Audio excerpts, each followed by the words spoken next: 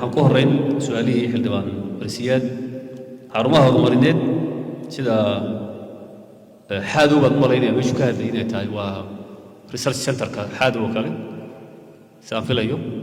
qalab badan baa yaalla waa run xafiiska xoolaha ayaa gacanta ku haya deerka xaruntu ugu dhammaaday saan ogahay marka laga reebo ganjeelkii qalabkii xarunta iyo alaabtii kale ee la xidhiidhay badankeeda waa la keenay waxoogaa way jirtay jiitan waxaana la xidhiidhay dhanka miisaaniyadda laakiin hadda sidaa la sheegay inaan dayac imanin in dhaqso loo howlgeliyo u baahan tahay in meeshan ay shaqayso waxay u baahan tahay in dad maalgeliyaali soo galaan wayna jiraan dad hadda durba xoolaha caanaha badan oo kale inay keenaan ku fikiraya marka meeshu inay ahaato center of excellence dhinacii kalena meel isbixinaysa oo lacag soo saaraysa ay noqoto ayay u baahan tahay taana qorsheydii waa lagu jiraa xarumaha daryeelka ee dadka baahida gaarka qaba sida lugaha macmalka oo kale way shaqeeyaan way jiraan laakiin la sii kordhiyo hadda ka hor qorshaa jiray ilaa xarun labaad in godi oo kale la geeyo dadku halkan inay soo safraan maadaama ay ku dheer tahay qorshihii nooma hirgelin laakiin waan kala hadli doonaa baa wadaagta naga caawisay in la faafiyo xarumaha noocaas laakiin tayadoodu waa la hagaajiyey wayna fiican yihiin xujadaha lahaanshaha dhulka miyiga waa arrin u hooseeya tala bixin baan u qaadanaynaa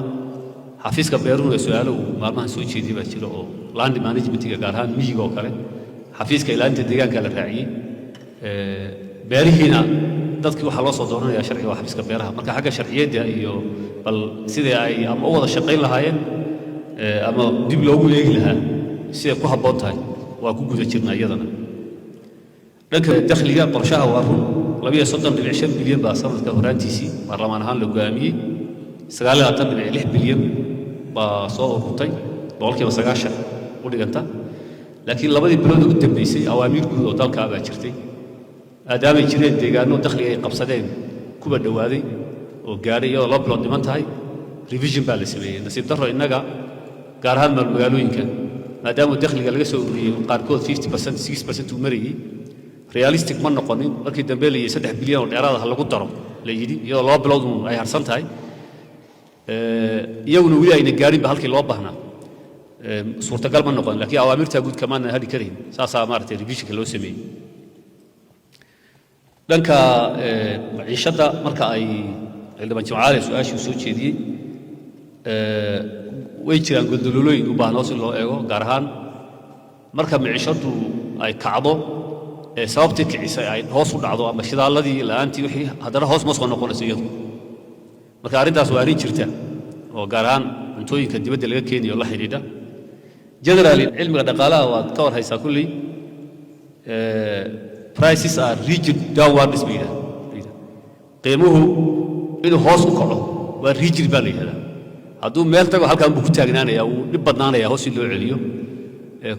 kor inuu u kaco kuma adka laakiin rigidity way jirtaa markaa hoos inuu u dhaco laakiin waxaan u baahanahay inagu inaan dabagal samayno sababaha keenayana maaragtay in wax laga qabto ayaa loo baahan yahay si guud sicir bararka arrinta la xidhiidha sanadkan qorshahay ka muuqan doontaa waxyaalaha hadda aan ku talagalnay in shaqooyin laga qabto waa loo baahan yahay dabagalka iyo sharciga ilaalinta iyo nidaamka o dhan iyadoo dee culeysyada guud ee ganacsatada haystana aan ka garaabayno oon ognahay shidaalka kacaya arrimihii dagaaladii ka socday Ukraine iyo kuwii dambe hadda Iran iyo Mareykanku dalka dee saameyn ballaaran bay ku leeyihiin marka meelaha qaarkood waa dhibaatooyin dibadda ka imanaya oo in lala macaamilo ay noqonayso waana sababaha mushaaraadka loo kordhiyey si nolosha dadka xaggeeda looga kabo maadaama kordhiinka cuntooyinka ku imanaya qaarkii aan wax laga qaban karin laakiin waa xaqiiqa in dabagalka la xisaabtanka goldololooyin ay ka jiraan ganacsatada gaar ahaan arrimaha la xidhiidha biyaha oo kale fiilta oo kale waa run waa baahi waa magaalo xarun gobola arrimaha biyo la'aanta ka jirtaan ay baahan tahay in qorsho loo qaato oo daraasaad in la sameeyo oo la ogaado bal waxa laga qaban karo waa muhiim qorshaha sanadka kuma jirtaan filaya laakiin inaan waxaan u malaynayaa lagu daray LRBB mashruuca LRBB baa lagu daray kan hadda marka waa qorshaha waa lagu guda jiraa mashruuca LRBB baa lagu daray isaga hogaaminta degmooyinka awooddooda fulineed iyo goobaha ay ku shaqaynayaan iyo shuruucda qaabka heer deegaan u hirgelay وأرين سنة كان إن أنكش قينا هربنا وحنسلنا شنطة سنة هذا وحالها بجاينا وحكم إذا نظام كدولي هير ديجان سلوجه رجالي وهير دقموين كي وحكم دبان وحبان بين أردبان ما تاكلية بروكيرمنت سيستم إسك هير دقموين ككتيرة أما قاب كإيبك فاينانشال مانجمنت ككتيرة هير إيب ككتيرة دقموين كو ولي هل كيل هو قاري لما وركر تدال في عم بكتيرة سيدو أول ما بتشرين بقى وإحنا نظام دقموين كتيرة ما بتشرين توتالي أنت بدن دقموين كو قوة دايركشن وكرك كتر كوش شقية أوامر تودنا إسكا كوبيهم بهاي سيستمز ويتشران هذا لكن حوجين تيدا وحالها سنة كان سلنا هاي إن لقاته يلو بهاي وحتى قرب صعودة توبركة دقموين كلفتي وده حاجة توبركة ولا ميلها نصوص عرنا إني أقونته إلا قد يسوق شورت ترمي كورسية إلا سيو جامت إلا الإصابة وميلها قلتلوين كتيران ينسحي دونه وحصوصارك وهو سيا ما دام قاب عصري أيضا وحكو بيرن وارهم حلقوا كور الواقع ضمارتي aqoonteena ku saabsan arinta iyo mechanization marka sanadka qorshaha waxa ku jirta in qalabka wax lagu beerto kale productivity-ga waxa ka qayb qaatay ugu muhiimsan waa qalabka waa beeridda hore iyo iyo guridda hore oo laftigeeda marka taa sanadkan barnaamijka yareynta saboolnimada maadaama uu lacag loo qabtay waxaan rajaynaynaa inay wax iska bedeli doonaan arrimaha qadaraasyada kale iyo la xisaabtanka mashaariicda si guud jiitan mashaariic way jireen oo la xiriir miisaaniyadda hadda goorna waan ka hadlay isu dheelitirka equity-ga ama maartay dadka inay wax gargaaraan waxay keentay inaan mashaariic fara badan hal mar qabanno inagoo eegayna isbixiska siyaasadeed iyo qanaca bulshada su'aale 10 isbitaal bayn bilownay 10ka isbitaalda waxa laga yaabaa inay ka fiicnaan lahayd 3 inaan bilowno oo dhamaystirno sanadka gudihiisa laakiin dhankii kalena resource-ga sanadka la qabanayo gobol walba iyo aag walba bulsho walba waxay isku dayaysaa inay ku dhaxaragto wax iyada ka khuseeya marka taa iyada la eegayo xagga equity-ga waxoogaa efficiency-gii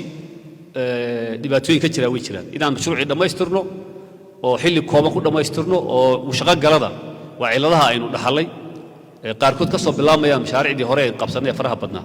ee u horreeyey hadda way soo ururayaan sanad walbana mashaariic mugla baa runtii dhammaanaya tusaale ahaan boqol iyo konton iyo sagaalkii mashruuc ee nidhi miisaaniyadda dowladda lagu maalgeliyey waxaa priority la siiyey 9 ka mida boqolkiiba 73 way dhammaadeen marka sanadka laakiin waxaan isku dayaynaa inaan xagga dhamaystirka mashaariicda xoogga saarno mashaariic badanna way naga dhammaadeen runtii boordinadii aanu inala soo jiitabay badankoodu way dhammaanayaan isbitaalladu way dhammaanayaan badankoodu waxaan rajaynaynaa sanadkan inaan boqolkiiba 80 boqolkiiba 85 mashaariicda gacanta lagu hayo la dhammaystiro waxay nala gudbaya sanadkan inay 15% ka badan ayuu qorshaha sida soo bandhigi doona miisaaniyadda arki doontaan baandheer mashaariicda jidada ka mid tahay kulli qorshaheedana aad waa la soo bandhigi doonaa doorka gabdhaha ee xagga magacaabista heerarka hoose gobol ama degmo gobolka Liibaan bay ka hadashay xildhibaanku laakiin si guud wuu hooseeyaa marka iyadana in awaamiir la qaato bay noqonaysaa oo doorka dumarka ee ka qaybgalka siyaasadda heer deegaan laga bilaabo in hoos loo eego ayay noqonaysaa taana direction ahaan inaan xisbi ahaan isla qaadanno sida embiga xisbiga barwaaqo dumarka wuxuu ka dhigay boqolkiiba 3 sanadkan boqolkiiba 30 bay sanadkii hore ahaayeen direction xisbi la'aan arrintaas ma hirgashan ku-xigeenada laga bilaabo agaasimada civil service-ka haweenku inay si mugla uga muuqdaan taa ayay su'aasheedu la xidhiidhaa waana wax muhiim ah inaan samayno arrimaha mashaariicda socda ee la dardargeliya talooyinka la soo jeediyo waan qaadanaynaa qorshaha la soo bandhigayna oo ka muuqan doonta gobolka Liibaan wadooyinka iyo biyagelinta hudeed oo kale waa la dardargelinaya way socdaan si guud waxaan aaminsanahay warbixintii haddaan soo jeediyey ee wax qabad muuqdo oo dhanka mashaariicda dhanka amniga dhanka nolosha dadka dhanka system iyo dawlad dhiska ah inay jiraan of course meesha ka bilowday meel hoose ahayd haddana intii aan qabanay in la eg ama in ka badan oo galdalooleyna halka waa laga sheegi karaa dhanka institutional building-ka dhanka isla xisaabtanka dhanka mashaariicda dhanka nidaamyada dawladda lagu shaqaynayo dhanka goobaha lagu shaqaynayo dawladda heer degmooyin galdalooyin barbado inaan saxno u baahan baa jira waana sababta miisaaniyadda sida ka muuqan doonta miisaaniyadda sanadkeenna boqolkiiba 66 bay korodhay waa kororkii ugu badnaa ay yeelato wey waxaan aaminsanahay miisaaniyad lagu shaqayn karo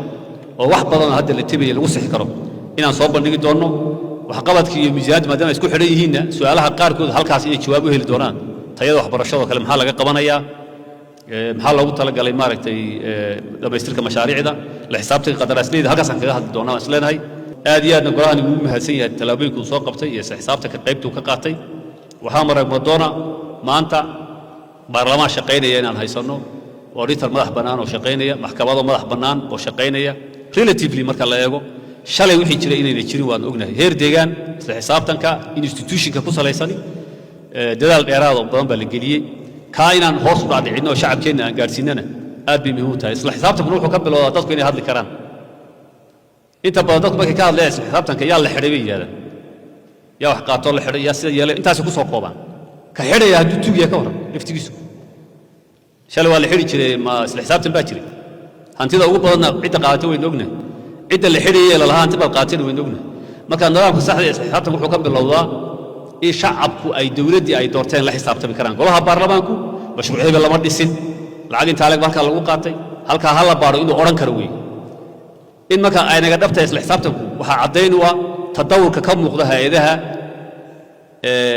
la xisaabtanka aynu samaynay isbeddel ka muuqda hanti dhowrkan waa la dhegaysan doonaa waxyaaluu soo bandhigi doono inuu sheegi karo wixii dhibaatooyinaa kowka ah isla xisaabtanku kor uu kobcay deegaankeenna laakiin goldololooyin jiraana way jiraan weli dakhliga oo kale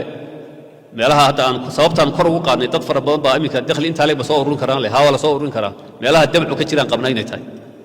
dakhli dadka aan ku baaqanay laakiin aan soo xaroonin kaa weynkaan taarget garaynaynaa inaan dadka culays hor le saarna maaha ujeeddadu baajooyin dakhligana waa sharxi doonaa hadhow 55 bilyana 30 bilyan oo ka mid ah waa heer deegaan 30 bilyan oo ka mid ah heer deegaan ayaan soo saarnay way qorshu 25 bilyan baa soo hadhay 25 bilyan 8 bilyan oo ka mid ah waa jigjiga magaalada jigjiga ay soo saartay wey 17 bilyan baa degmooyinka iyo magaalooyinka oo dhan isugu imanaya waxay soo saareen sanadkan 10 bilyan toddobada harsanna waxaan qabnaa haddii waxyaalaha maaragtay lumaya la ilaaliyo sidoo kalena systemkan masoobta ee digitalka laga hirgeliyo degmooyinka haddii systemkaa u dhaan adkayno inaan inagoo culays ganacsatadii iyo dadkii aan saarin aynu heli karno oo dhaqaalahan soo ururin karnaa 50 bilyan ka badan yahay baan qabnaa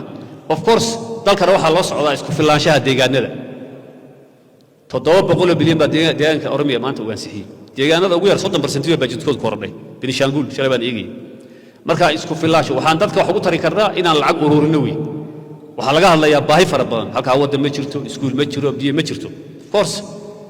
lacagteena aynu shacab ka qaadayno oo la xafido un baa wax lagaga qaban karaa marka taana hordhac ahaan miisaaniyadda sababaha ay u kordhay ayaan sheegaya wax qabadkana waxaan aaminsanahay mashaariicii faraha badnaa ay jiitamayey sanadka inaan dhammaystiri doonno hay-adaho dhanna lacag ay ku shaqeeyaan ay heli doonaan waad mahadsantihiin aad iyo aad baan idin salaamaya asalaamu calaykum madaxweynuhu wuu mahadsan yahay cod baan gelinaynaa ajandaha labaad inta xildhibaan ee ogol hay dajiya inta ka aamustay haye ma jirto in inta qof hadiida ee xildhibaanada ah haya ajandaha labaad saas uu inoogu ansaxay madaxweynaha fasaxina waad mahadsantihiin